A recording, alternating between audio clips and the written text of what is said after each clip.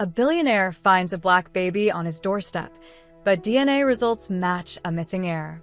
What surprising family connection will be revealed, changing lives forever? And if you cherish your family and love videos like this, subscribe to our channel to have 10 years of luck in your life. The November rain poured relentlessly over New York City as James Harrison's Tesla pulled into the private garage of his Upper East Side townhouse.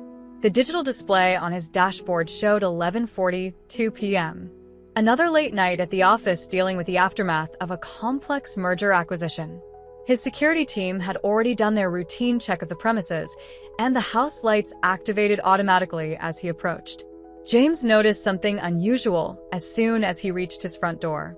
A large cardboard box sat on his doorstep, partially protected from the rain by the entrance overhang. His security system should have alerted him to any movement near his door. He pulled out his phone, checking the surveillance footage, but the cameras showed nothing, just the box appearing during a 3-minute gap in the recording. The box was soaked at the bottom, but what caught his attention was the soft sound coming from inside. James crouched down, his expensive suit pants getting wet from the puddle beneath the box. When he opened the lid, his breath caught in his throat.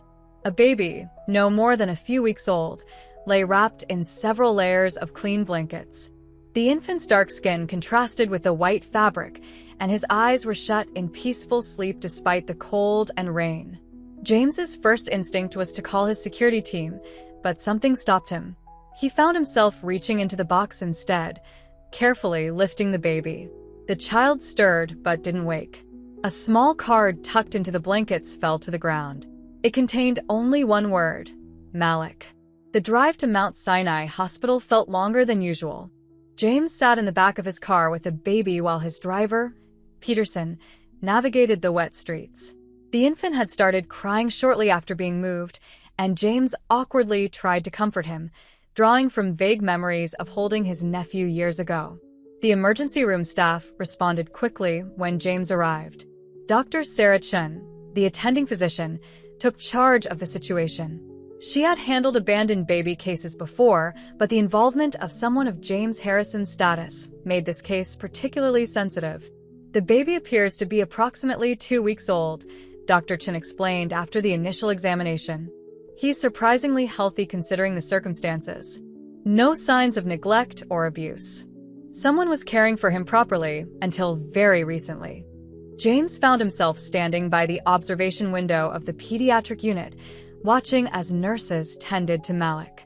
The name echoed in his mind, stirring something he couldn't quite identify. He had built his reputation on making rational, calculated decisions, yet he felt an inexplicable pull toward this child. The media caught wind of the story by morning. James's PR team worked overtime to manage the situation, but the narrative had already taken shape. Billionaire James Harrison finds abandoned baby. The New York Times ran it as their morning headline, and social media exploded with speculation about the baby's origins and Harrison's involvement. James established himself in the hospital's private wing, converting one of the rooms into a temporary office. His assistant arrived with fresh clothes and his laptop, allowing him to manage his business affairs while staying close to Malik. The police had begun their investigation, but the security footage gap and lack of witnesses left them with few leads. Detective Monica Ramirez interviewed James multiple times, her questions becoming increasingly pointed. Mr. Harrison, in cases like this, the baby is often left with someone who has a connection to the situation. Can you think of any reason why someone would choose your doorstep? James maintained his composure, but the question unsettled him. He had built his empire through careful analysis and strategic thinking, yet nothing in his experience had prepared him for this situation. The more he tried to approach it logically, the more he felt pulled into an emotional response he couldn't explain. Child Services arrived by the afternoon. The representative, Marcus Wong, explained the standard procedures for abandoned children, but James found himself interrupting. I want to apply for temporary guardianship, he said, surprising himself as much as everyone else in the room. Wong's expression remained professional, but his surprise was evident. Mr. Harrison, while your concern is admirable, there are many factors to consider. The child's biological family might come forward, and there are established protocols for these situations. James understood the implications. His public profile and wealth would complicate matters, and questions would arise about his motivations. Yet as he looked through the window at Malik, peaceful in his hospital crib, he knew he had to protect this child. Something larger was at play, and his instincts, the same ones that had built his business empire, told him this was just the beginning of a much bigger story. The rain continued outside, creating a steady rhythm against the hospital windows. James Harrison, known for his decisive business acumen, found himself facing a situation where the stakes felt infinitely higher than any corporate merger. As reporters gathered outside the hospital and his phone buzzed constantly with messages from board members and business partners, he remained by the window, watching Malik sleep, knowing that both their lives had changed irrevocably. 2 weeks after finding Malik, James sat in his private office at Harrison Tower, staring at the DNA test results on his computer screen. He had ordered the test hoping to help authorities locate Malik's family, but the results opened a door to something far more complex. The test had found a match in the national database. Malik was a Whitaker. The Whitaker name carried weight in New York's elite circles. Old money, real estate empire, political connections, but they were also known for something else. 6 months ago, the newspapers had run stories about the disappearance of the youngest Whitaker heir, a newborn who vanished from the hospital mere hours after birth. The police had investigated, but the trail went cold. James pulled up the archived news articles about the Whitaker case.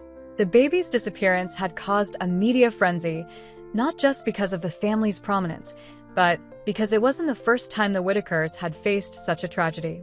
20 years ago, another Whitaker infant had vanished under similar circumstances. That case remained unsolved. The intercom buzzed, interrupting his thoughts. "Mr. Harrison, Ms. Catherine Blackwood is here to see you." James recognized the name, the Whitaker family's long-standing legal counsel. He hadn't contacted anyone about the DNA results yet, which meant someone was monitoring the database. Catherine Blackwood carried herself with the composed authority of someone who had spent decades managing wealthy families' secrets. Her gray suit looked expensive but understated, and her silver hair was pulled back in a severe bun. She didn't waste time with pleasantries. "The DNA test you ordered, Mr. Harrison. We need to discuss its implications." She placed a thick folder on his desk. Malik isn't just any missing child. He's the legitimate heir to the Whitaker fortune, and his disappearance is part of a pattern that stretches back decades.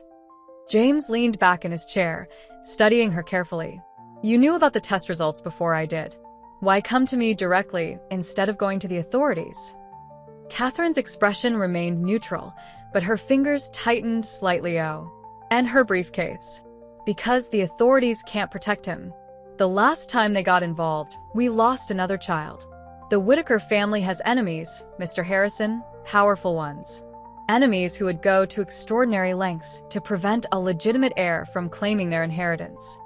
She opened the folder, revealing photographs and documents dating back to the 1990s. The Whitaker fortune isn't just about money.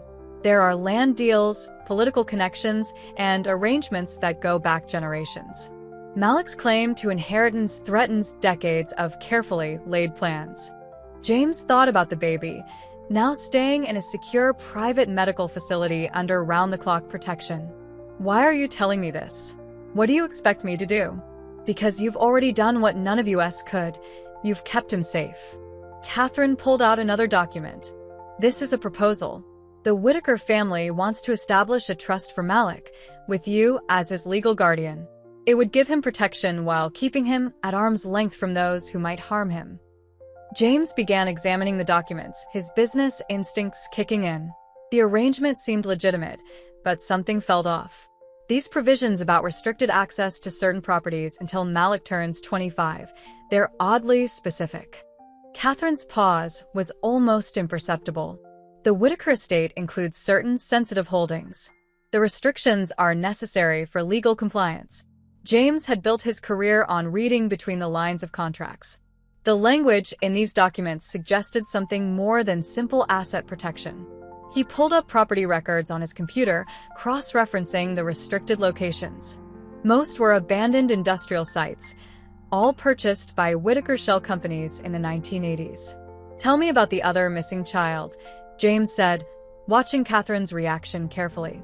The one from 20 years ago. Her composure cracked slightly. That case is sealed. Even I don't have access to those records.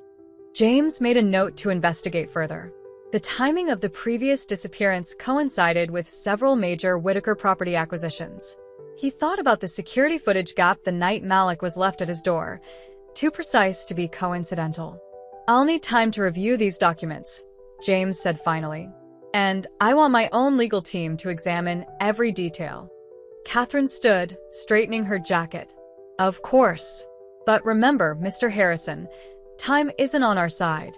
The longer Malik's existence remains public knowledge, the greater the risk.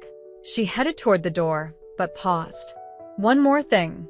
Be careful who you trust with this information.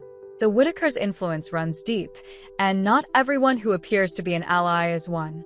After she left, James pulled up everything he could find about the Whitaker family history. Property records, birth certificates, death notices, looking for patterns. The family's wealth had multiplied significantly in the 1980s, right around the time they began acquiring those industrial properties. The timing of the baby disappearances couldn't be coincidental.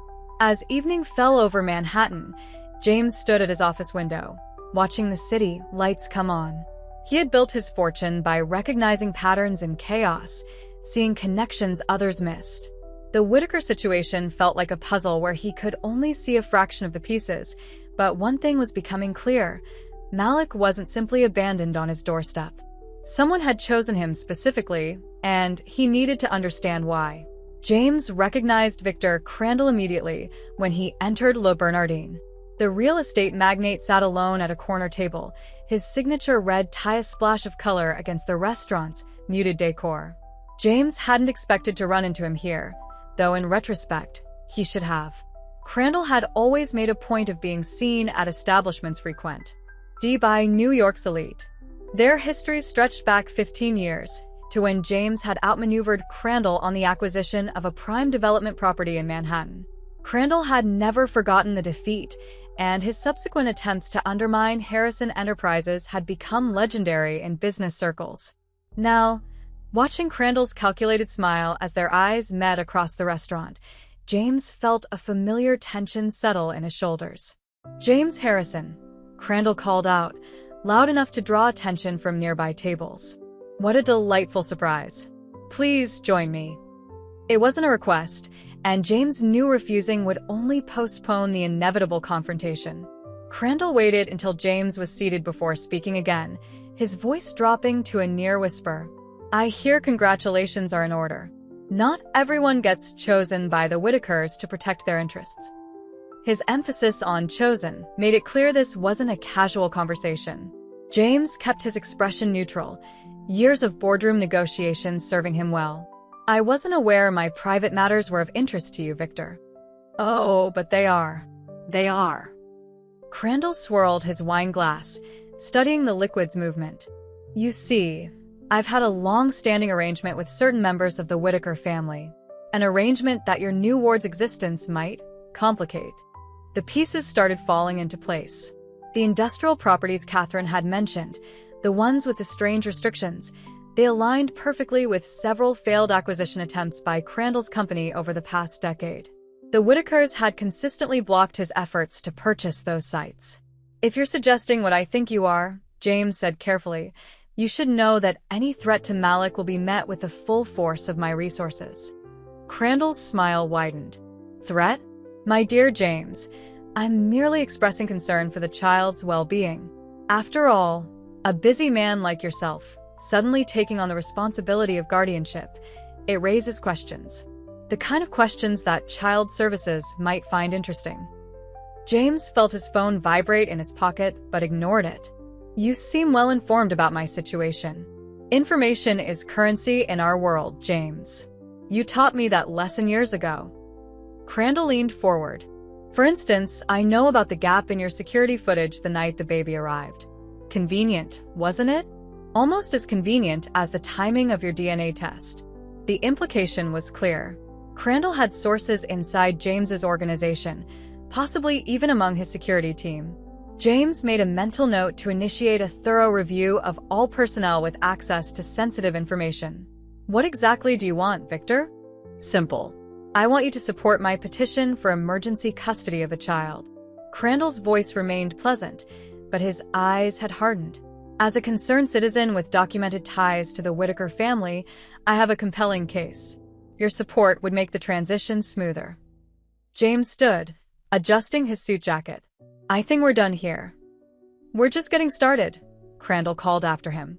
You have 48 hours to consider my offer. After that, things might become uncomfortable for you and your business interests. Back in his car, James finally checked his phone.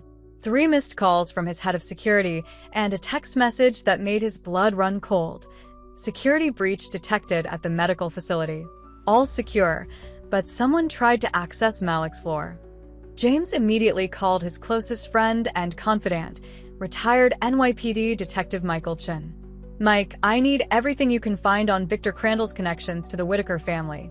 Focus on the 1980s, particularly any involvement with their industrial properties. That might be difficult, Chin replied. A lot of records from that period have been sealed or destroyed. But I know someone in the city planning office who owes me a favor. Whatever you can find. And Mike, be careful. Crandall has people everywhere. Over the next few hours, James mobilized his resources. He doubled the security detail at the medical facility and initiated protocols to monitor all digital communications within his organization. His legal team began preparing defensive strategies against potential custody challenges. A secure email arrived from Chin later that evening. The attachments included old newspaper clippings about industrial accidents at Whitaker Properties in the 1980s, all quickly settled out of court. The incidents had one common factor. Victor Crandall's construction company had been involved in each project. James studied the patterns emerging from the documents. The Whitaker family's rise to prominence, the industrial properties, the missing children, and now Crandall's sudden interest in Malik, it all connected somehow. But the full picture remained elusive, like a shadow just beyond his peripheral vision. As night fell over the city, James made his way to the medical facility, where Malik slept peacefully, unaware of the forces gathering around him. Standing at the window of the secure room, James watched the baby's chest rise and fall with each breath. He had never considered himself a protector before. His world had been one of business strategies and profit margins. But now, facing an enemy who would use an innocent child as a pawn in some larger game, James felt something shift in his fundamental understanding of purpose and responsibility. James sat in his grandmother Eleanor Harrison's study, surrounded by the collected memories of 7 decades. The room smelled of old leather and furniture polish, unchanged since his childhood visits. Eleanor herself sat across from him in her favorite wingback chair, her posture still regal at 85. The afternoon light caught the silver picture frames on the mantel, including one of James at his Harvard graduation. He had always seen this room as a sanctuary of truth and wisdom. Until today. The manila folder on his lap contained documents that threatened to shatter everything he thought he knew about his family. Michael Chen's investigation into the Whitaker properties had uncovered something unexpected: Eleanor Harrison's signature on adoption papers dating back to the 1980s. Not just any adoptions, but ones connected to the same industrial sites Crandall was so interested in. I need you to explain these, James said, placing the documents on the coffee table between them. His grandmother didn't even glance at them. She had known this day would come. You've always been too much like your father, Eleanor said, her voice steady. Always needing to understand everything, to make sense of the world. Some things are better left in darkness, James. There are 47 adoptions here, all processed through your foundation, all connected to Whitaker properties. And every one of those children disappeared from the system within 5 years. James leaned forward. What were you involved in? Eleanor's fingers tightened on her armrest, the only sign of her discomfort. We thought we were doing the right thing. The city was different then. Children were falling through the cracks of the system. The Whitakers had resources, connections. They promised to give those children better lives. Better lives? James felt his control slipping. They disappeared, grandmother. And now another child, Malik, shows up on my doorstep with Whitaker blood. Tell me what's really going on. Eleanor stood, moving to a painting on the wall, a landscape of the Hudson River Valley. With practiced movements, she swung the frame away from the wall, revealing a wall safe. James watched as she entered a combination and removed a leather-bound journal. Your grandfather kept records of everything, she said, returning to her seat.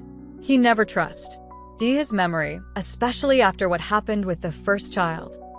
She held out the journal, her hand trembling slightly. You should know that reading this will change everything, not just your understanding of the Whitakers, but of your own history.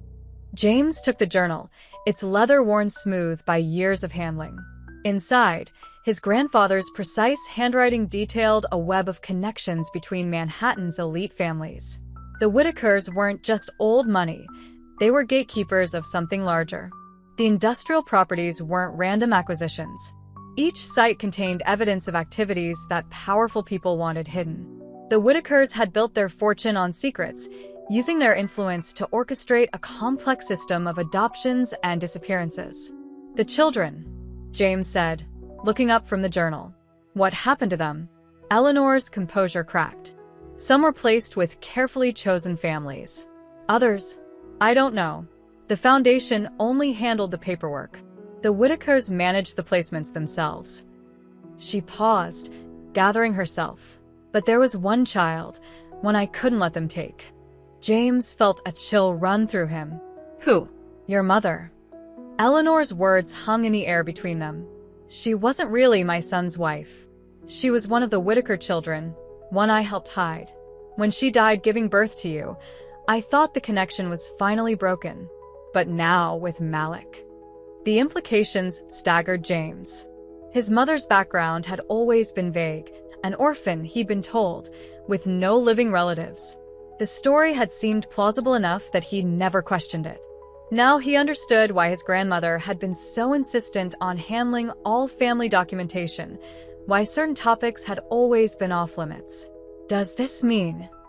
James started, but Eleanor cut him off. Yes. You carry Whitaker blood, just like Malik.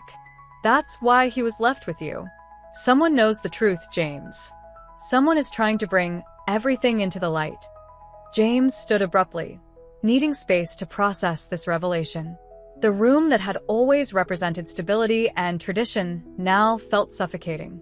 Every photograph, every memento seemed to hide another layer of deception. All these years, he said, his voice tight with controlled emotion, you watched me build my company, compete with people like Crandall, never knowing I was connected to this.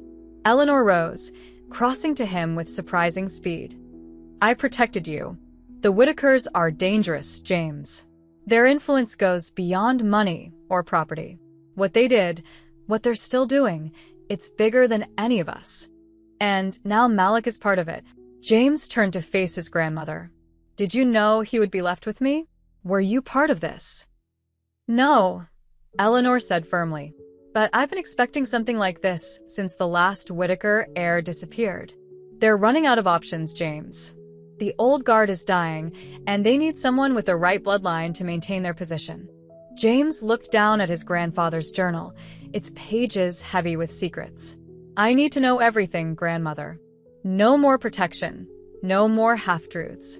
If I'm going to keep Malik safe, I need to understand what we're really fighting against. Eleanor sank back into her chair, suddenly looking every one of her 85 years. Then sit down, James. The story I'm about to tell you begins long before the Whitakers, with a discovery made beneath Manhattan in 1853. The medical facility's private wing had become a second home to James over the past weeks. He'd converted one of the rooms into a nursery, complete with a rocking chair where he now sat, holding Malik as the baby drifted off to sleep. The weight of the child in his arms felt both foreign and remarkably natural, like remembering something he'd never actually learned. 3 months had passed since that rainy night, and James found himself transformed by the daily routines of caring for Malik. Board meetings were scheduled around feeding times. Conference calls happened during afternoon naps. His assistant had become expert at managing his schedule to ensure he could spend every evening with the baby, reading stories from children's books he'd never imagined would occupy his shelves. Tonight, watching Malik's peaceful sleep, James confronted the growing tension between his protective instincts and his awareness of the larger situation. The revelations about his own connection to the Whitakers had shifted something fundamental in his understanding of family. Blood ties, he was learning, meant both more and less than he'd always believed. His phone vibrated quietly, another update from his security team. Victor Crandall had been busy. In the past week alone, 3 members of the hospital board had received substantial donations from Crandall's foundation. 2 of James's key investors had been approached about potentially liquidating their positions in Harrison Enterprises. The pressure was mounting systematically, precisely targeted to create maximum vulnerability. A soft knock at the door announced the arrival of Dr. Chin. Her expression was grave as she entered. "Mr. Harrison, we need to discuss Malik's latest test results." James carefully placed the sleeping baby in his crib before following her to her office. The medical documents spread across her desk told a story that made his heart race. Malik's blood work showed unusual markers, the same ones that had appeared in his mother's medical records. The ones Eleanor had mentioned were characteristic of certain Whitaker bloodlines. "These patterns are remarkable," Dr. Chin explained, pointing to specific data points. "I've never seen genetic markers quite like these. They seem to enhance certain cognitive capabilities, but they're not like anything in our current medical literature." James thought about his own unexpected success in business, his ability to see patterns others missed. Had he inherited more than just a name from his Whitaker ancestry? And what did these markers mean for Malik's future? The decision weighing on him felt impossible. The ethical choice would be to ensure Malik knew his true heritage, understood his connection to the Whitaker family. But James had seen enough to know that knowledge could be as dangerous as ignorance. The industrial properties, the disappeared children, his grandmother's involvement. Every new piece of information suggested a conspiracy deeper than he'd imagined. His phone buzzed again. This time it was a message from Victor Crandall himself. "Time is running out, James. The board meeting tomorrow will be interesting. Remember, some things are bigger than personal attachment." James had known this was coming. Crandall had been systematically acquiring shares in the hospital's parent company, working toward a position that would give him influence over facility policies. It was a classic corporate raid strategy, but with stakes far beyond mere profits. The baby monitor on his desk came to life with Malik's soft fussing. James returned to the nursery, lifting the child and beginning their familiar bedtime routine. As he rocked Malik back to sleep, he found himself humming a lullaby, the same one Eleanor used to sing to him.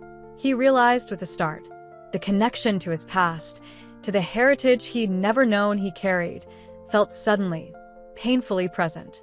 Dr. Chin appeared in the doorway again. "Mr. Harrison, there's something else you should see." She handed him a tablet displaying security camera footage from the hospital parking garage.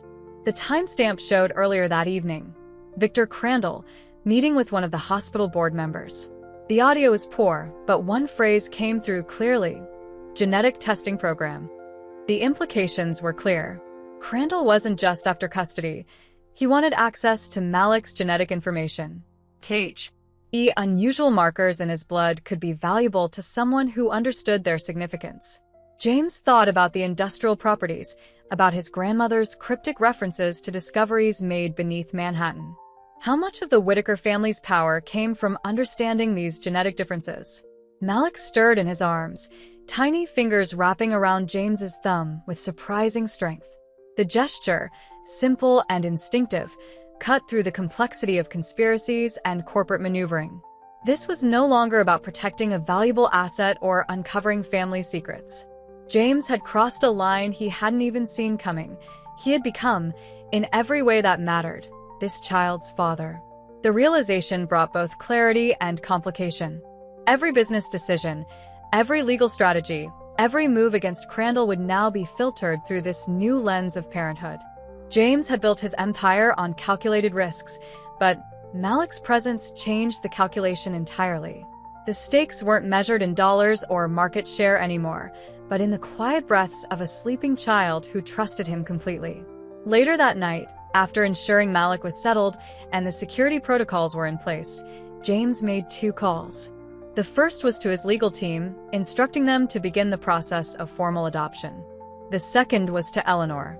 "Grandmother," he said when she answered, "I need to know everything about the genetic testing program. Not for me, for him. For Malik." Her silence spoke volumes.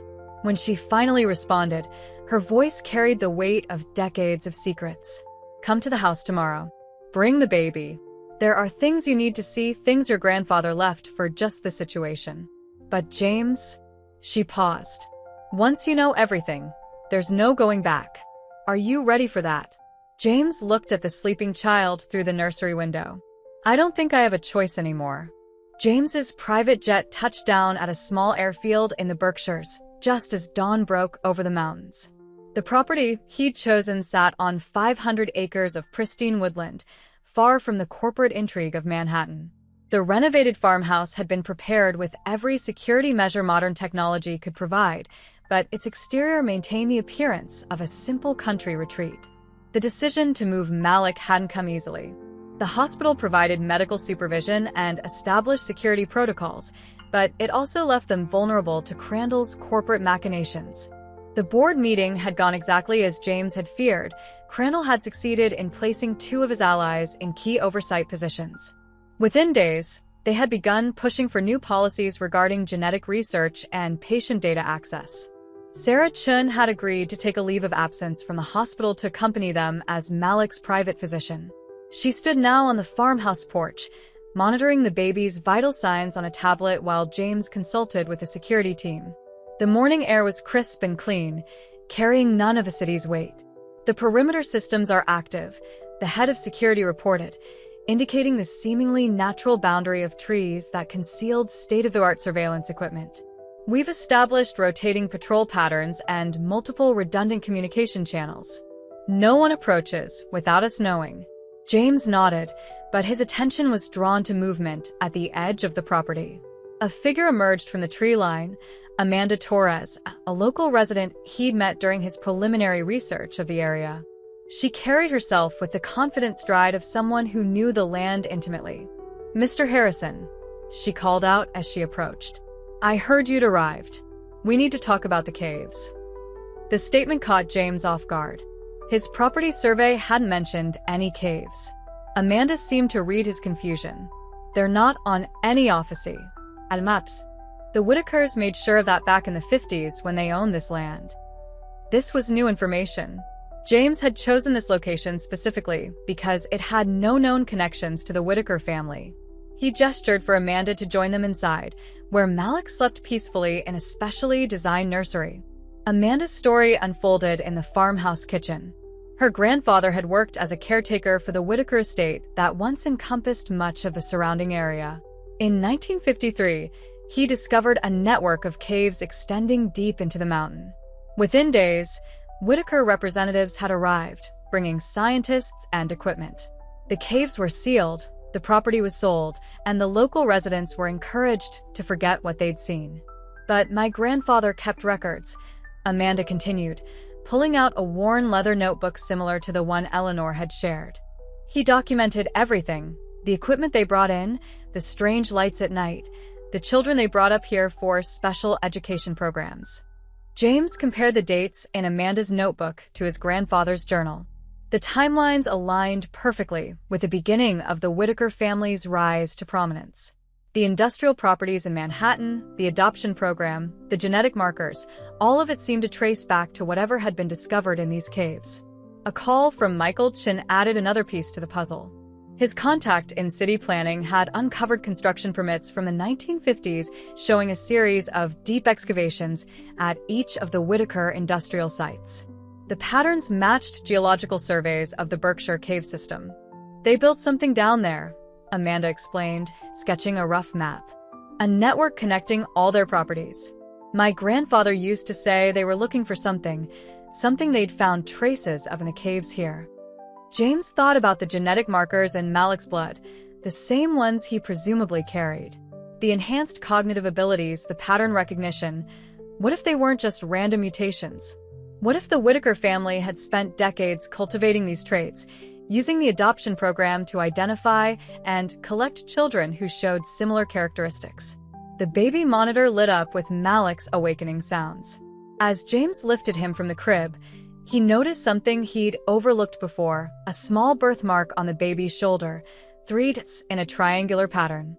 He'd seen that mark before, in photographs of his mother that Eleanor kept hidden away. Amanda gasped softly. The triangle mark, my grandfather's journal mentioned it. Some of the children in the education programs had it too. He called it the cave sign. Before James could respond, his security team burst into action. The perimeter sensors had detected multiple vehicles approaching from different directions. Satellite imagery confirmed what James had feared. Crandall had found them. There's another way out, Amanda said urgently. Through the caves. The old access tunnel is hidden behind the wine cellar. My grandfather made sure it was never completely sealed.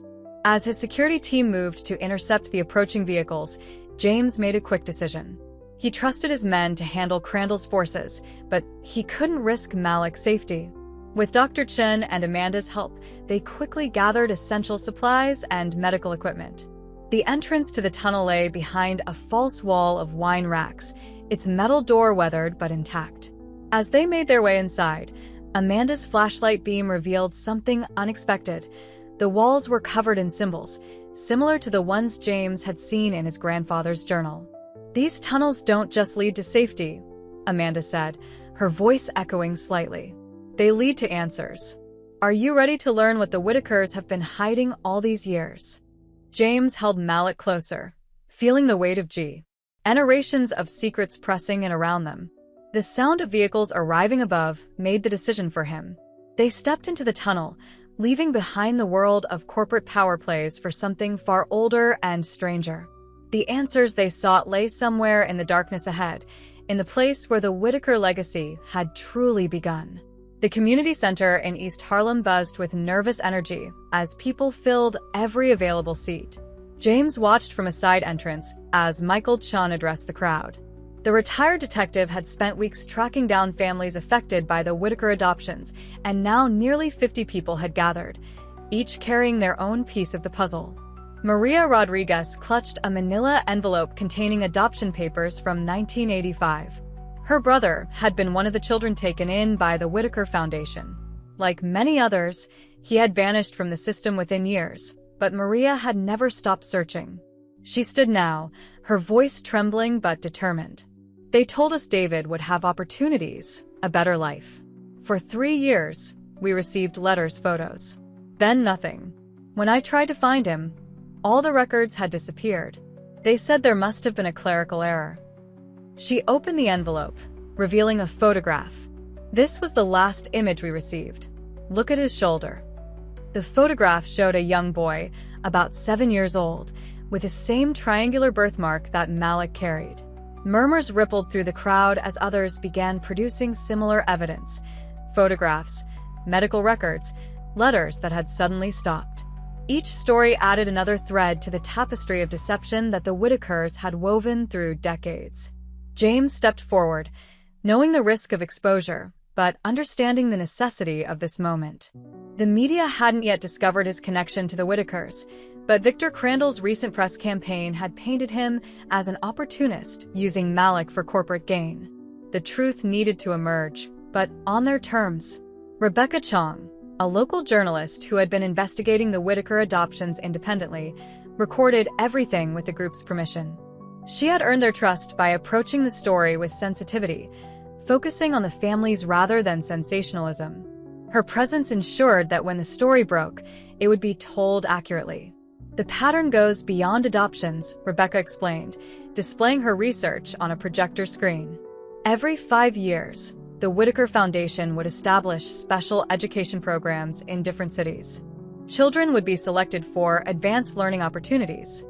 The programs always operated near their industrial properties, and they always focused on children with specific genetic markers. A man in the back stood up. My daughter was in one of those programs in 1992. She used to talk about underground classrooms, tests that measured how well they could see patterns in the chaos. "We thought she was making up stories." He paused, composing himself. "After 6 months, they told us she'd been transferred to a better facility. We never saw her again."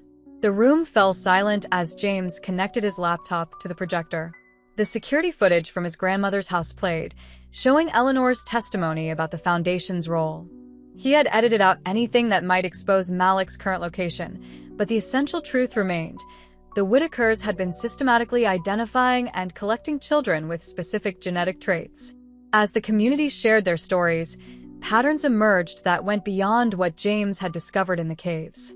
Many of the children had shown unusual abilities, extraordinary memory, advanced pattern recognition, and almost supernatural instinct for predicting events. The same traits that had helped James build his business empire, that had marked the Whitaker family's rise to power. Victor Crandall's media offensive played on screens throughout the city. His carefully crafted narrative portrayed himself as a concerned citizen trying to protect a child from exploitation. Headlines questioned James's motives, suggesting that his custody of Malik was part of a corporate strategy. But in this room, with these families, the truth was taking shape. Sarah Martinez, whose cousin had disappeared into the Whitaker system in 1988, had been tracking similar cases across the country. She had created a database linking disappearances to Whitaker properties, revealing a national network far larger than anyone had suspected. "They're still operating," she explained. "The methods have changed, but the pattern remains." Private schools, gifted programs, medical research facilities, all connected to Whitaker's shell companies. The evidence they gathered painted a disturbing picture. The Whitakers hadn't just been collecting children, they had been cultivating something, directing the development of these genetic traits towards some greater purpose. The caves beneath the Berkshires held part of the answer, but James now understood that the true scope of the conspiracy reached far deeper. Rebecca's phone buzzed with breaking news. Victor Crandall had scheduled a press conference for the following morning, promising revelations about the Harrison-Whitaker connection. The timing wasn't coincidental. Somehow, he had learned about this gathering. James felt the weight of all these families' hopes as they looked to him for leadership. They had endured decades of silence, of institutional gaslighting, of loved ones vanishing into a system designed to exploit genetic gifts they barely understood. Now they had found each other, and in their unity lay the power to expose the truth. As the meeting concluded, Maria Rodriguez approached James privately. "There's something else you should know," she whispered, showing him another photograph. This one showed her brother David in what appeared to be a laboratory setting. Behind him, partially visible on a computer screen, were the same symbols they had found in the Berkshire caves. The image was dated just 2 weeks ago. The revelation sent James's mind racing. David was alive, and somehow still connected to whatever the Whitakers were doing. If they could find him, they might finally understand the true purpose behind decades of genetic selection and secret research. But first, they had to survive Crandall's imminent media assault and protect the growing movement of families demanding answers. As the community members exchanged contact information and made plans for further collaboration, James received an encrypted message from Amanda Torres. The cave symbols respond to presence of the marked ones. Malik's birthmark. It's not just a sign. It's a key. In the secure command center established within the Berkshire property, James monitored multiple screens displaying surveillance feeds from across the country. His team had identified 17 Whitaker-owned facilities currently operating under the guise of private research centers. Each one potentially held pieces of the puzzle they were trying to solve, and each one could be where Victor Crandall planned to take Malik if he succeeded in gaining custody. The latest intelligence suggested Crandall was preparing for his endgame. Financial records showed massive transfers of funds to offshore accounts, while satellite imagery revealed increased activity at several Whitaker industrial sites. Whatever they had been working toward for decades appeared to be reaching a critical phase. James had positioned his own pieces carefully. Teams of investigators, armed with evidence from the affected families, were preparing simultaneous whistleblower reports to regulatory agencies across multiple states. His legal team had assembled a comprehensive case, linking Crandall to decades of human rights violations through the Whitaker Adoption Program. Everything was in PLA. C for a coordinated strike that would expose the entire operation. But as he watched Malik playing with blocks in the adjacent room through a security monitor, James felt the weight of responsibility more heavily than ever. The baby had started showing signs of distress, crying more frequently and sleeping fitfully. Dr. Chen's latest assessment confirmed their fears. Even at his young age, Malik was responding to the tension around him. The genetic markers we identified appear to include enhanced emotional sensitivity, Dr. Chen explained, showing James the latest test results. He's not just picking up on surface stress, he's actually processing complex emotional patterns from everyone around him. The same gift that makes these children valuable to the Whitakers makes them incredibly vulnerable to psychological trauma.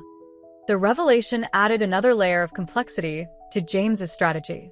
Every aggressive move against Crandall, every step toward exposing the truth, created ripples of tension that affected Malik directly.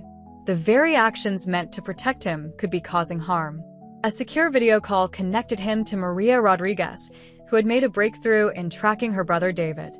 "We found records of his transfer to a facility in Montana," she reported. "It's disguised as a meditation retreat, but satellite imagery shows underground structures similar to what we found in the Berkshire Caves." The Montana facility had been a recent addition to Crandall's portfolio, purchased through a series of shell companies just months before Malik was left at James's door. The timing suggested it played a crucial role in whatever endgame Crandall was planning.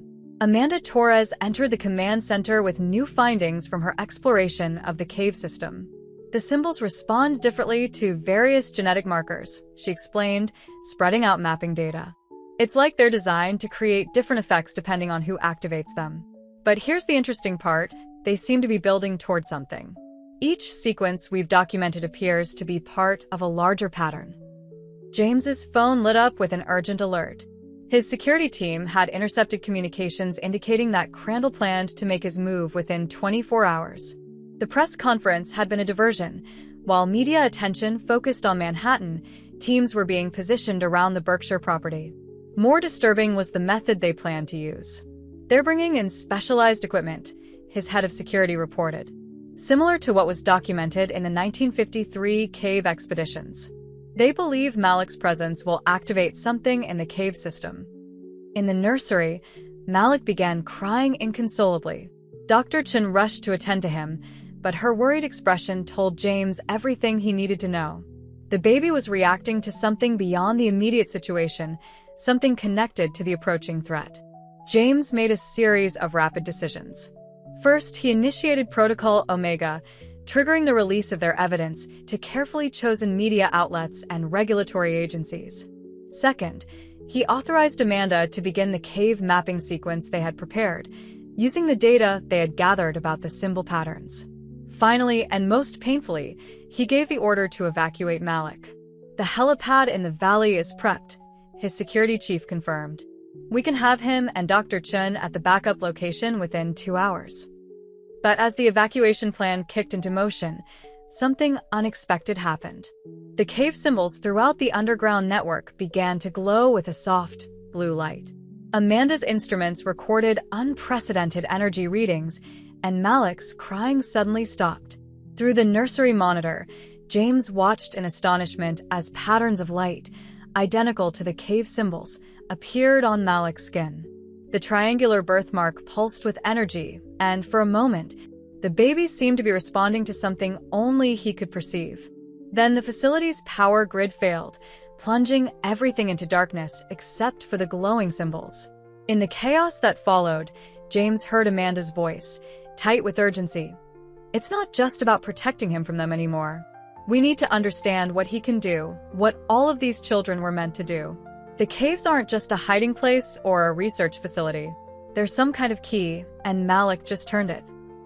The annual Blackwood Foundation Gala transformed the Metropolitan Museum's Temple of Dender into a glittering showcase of New York's elite. James moved through the crowd with practiced ease, though his attention remained fixed on the private detective, Thomas Drake, who had requested this public meeting. The choice of venue was deliberate. The noise and complexity of the event would make electronic surveillance nearly impossible. Drake appeared unremarkable in his rented tuxedo, blending perfectly with the crowd of minor donors and social climbers. But James recognized the careful way he scanned the room, the subtle positioning that kept his back to walls and his eyes on exits. This was a man who understood danger intimately. "Your grandmother's connection goes deeper than adoption paperwork," Drake said quietly as they stood before an ancient Egyptian relief.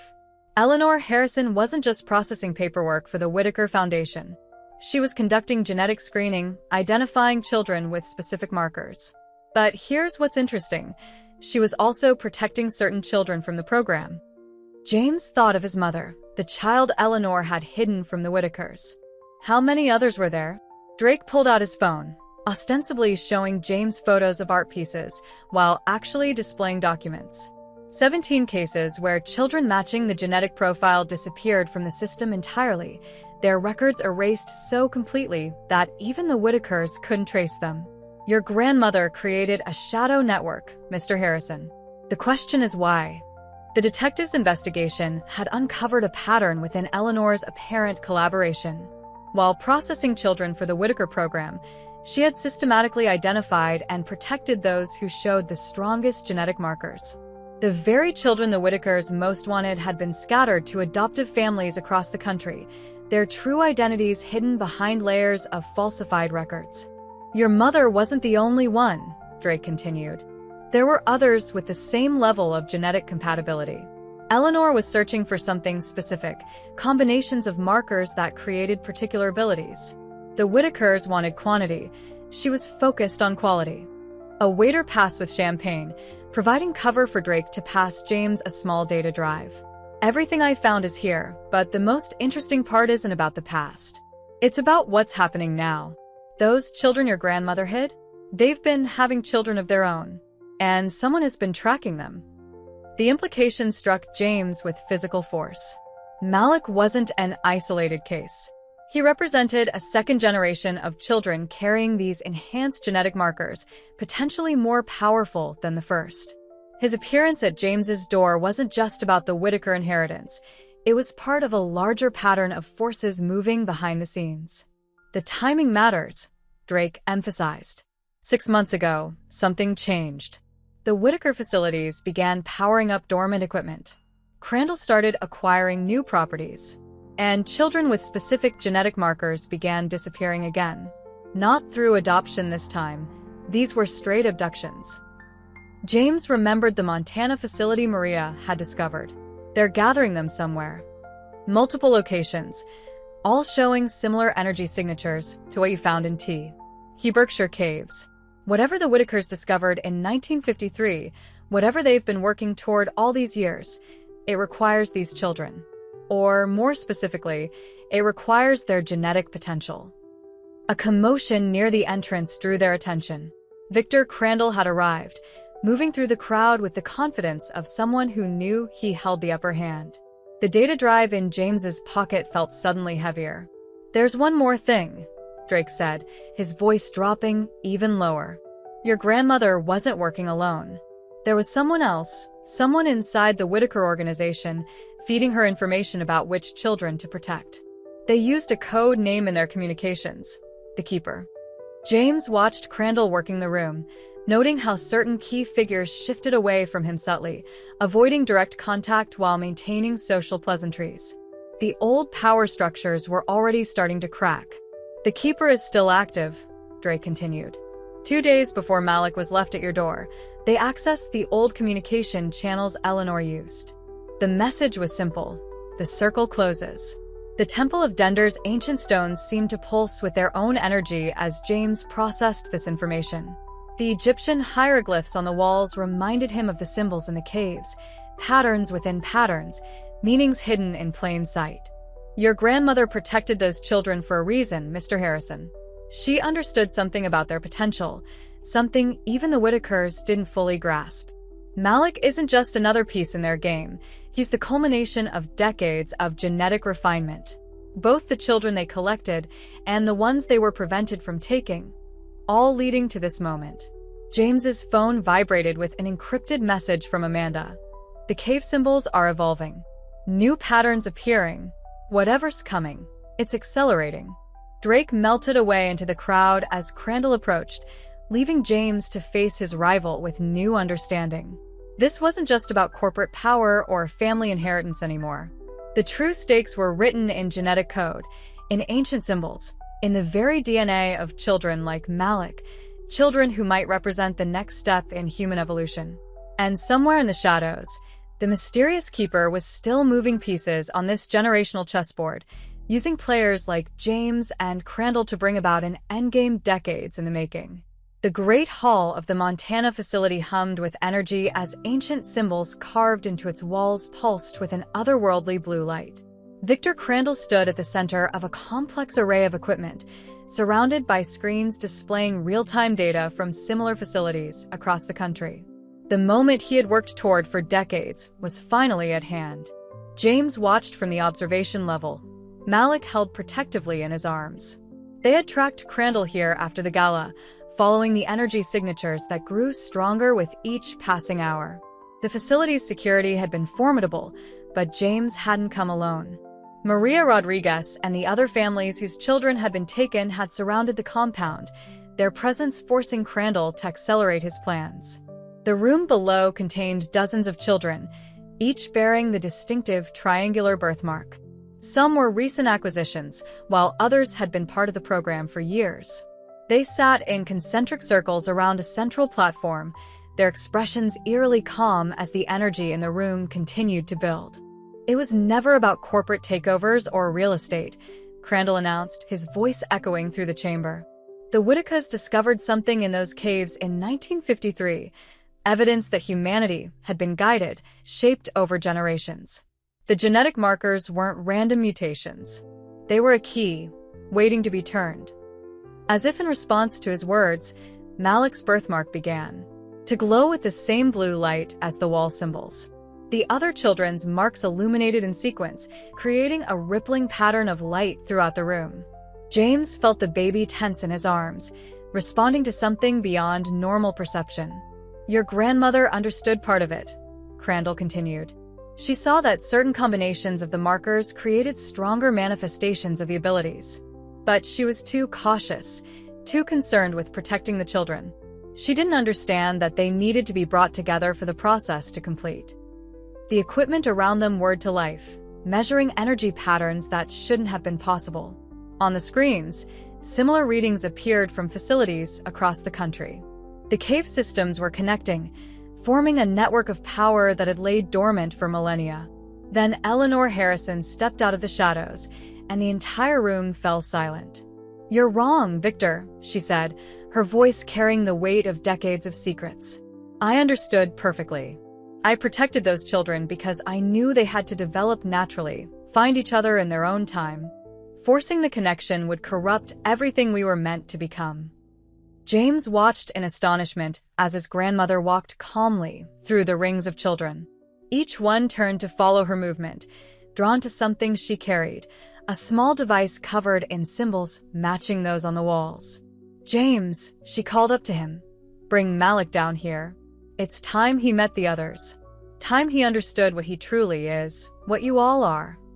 As James descended to the main floor, the truth began to unfold. Eleanor hadn't just been protecting children from the Whitacres, she had been preparing for this moment, guiding the development of their abilities across generations. She was the keeper, working within the system to ensure the genetic potential would manifest properly when the time came. The triangular mark isn't just a sign of the genetic markers, Eleanor explained. It's a symbol of connection, of potential waiting to be awakened. But it had to happen naturally with understanding and choice. What Crandall and the Whitacres tried to force would have twisted that potential into something dangerous. Malik reached out toward the other children, and suddenly the energy in the room shifted. The artificial readings from Crandall's equipment faltered as a different kind of power emerged, something organic, harmonious, flowing naturally between the connected minds of the marked ones. Your mother was one of the first I protected, Eleanor told James. She passed the potential to you, but it manifested differently. Your business insight, your ability to see patterns, it was all part of the same gift. And now Malik represents the next step, a perfect combination of the markers, born at exactly the right time. Crandall moved to activate his equipment's final sequence, but found himself frozen in place. The children had risen, their combined abilities creating a force he couldn't fight. Years of planning, decades of manipulation, all undone by the very power he had tried to control. The caves weren't just locations of power, Eleanor continued. They were waiting rooms, places where this potential could be understood and awakened safely.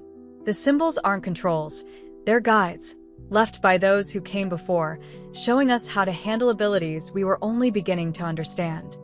As she spoke, Malik's birthmark flared brighter, and James felt something unlock in his own mind. Memories surfaced, patterns he had seen but never consciously recognized, connections that went beyond business strategy into something far more profound. He was part of this too, a bridge between generations of potential. The other families had entered the facility now, guided by some shared instinct. Parents reunited with missing children, while others discovered connections they never knew existed. Maria found her brother David, now a young man, who had been helping other children understand and control their abilities from within the program. "This is what was always meant to happen," Eleanor said softly. "Not a forced activation of power, but a natural coming together of those who share this gift. The next step in human consciousness, emerging in its own time." The symbols on the walls began to fade as the artificial energy systems powered down. But something else remained, a subtle connection between the marked ones, a shared awareness that would allow them to develop their abilities safely, guided by understanding rather than forced by machinery. Crandall, released from the children's hold, slumped against his equipment. "You don't understand what you're giving up," he protested. "The power we could have controlled. That was always your mistake," James replied, holding Malik as the baby drifted peacefully to sleep, the excitement of the awakening fading into natural rhythms. This was never about control. It was about evolution, about becoming what we were meant to be. As the families began the process of healing and understanding their new reality, James looked at his grandmother with new eyes. She had carried this secret for so long, protecting and guiding, ensuring that when the moment came, it would unfold as it was meant to. "There will be challenges ahead," Eleanor warned. "The world isn't ready to understand what these children can do, what they represent. They'll need protection, guidance, and time to grow into their abilities naturally." James thought of his own journey, from a businessman focused on patterns and data to someone who now understood he was part of a pattern that stretched back through generations and forward into humanity's next great leap. Malik stirred in his arms, and in his son's peaceful face, James saw the future. Not one of controlled power and forced evolution, but of natural growth, understanding, and connection. The cave symbols had gone dark, their purpose fulfilled. But in the minds of the marked ones, new patterns were beginning to form, showing the way forward into a future that would be shaped not by those who sought to control evolution, but by those who were meant to guide it into being.